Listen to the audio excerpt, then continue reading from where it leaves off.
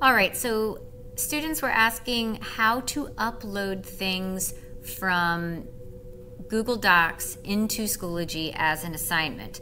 It's really important that you use Google Docs instead of Word, because if you use Word, there will be times that you can't upload it because you have technology issues, or you had to take your laptop to tech to get it fixed and now you don't have access to the document because you saved it to your desktop instead, or maybe you were working on it and it crashed and you lost half of your stuff. But if you work in Google Docs, you won't have that issue ever because it saves to the cloud, but it's a little trickier on how to upload. So I had a student screencast their uploading process. So I'm doing a screencast of a screencast to show you. So let me just find the video, and here it is.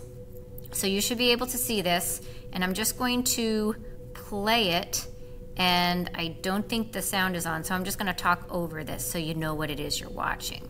All right, so you can see here MLA format, and then they're going into the submissions over here in Schoology.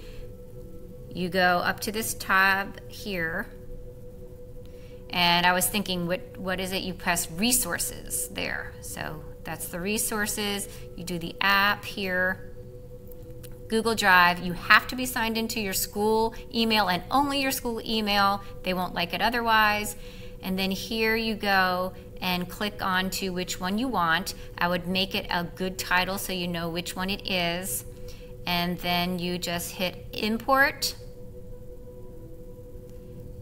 And it takes a second, and you'll see it'll pop up over here, and then you can always resubmit the assignment. And that was the end of the screencast of that student's. It went kind of fast, so if you need to watch that again, you can do that.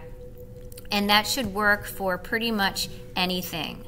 So the key is that you go over to resources when you import it, and that'll hook you into your Google Drive.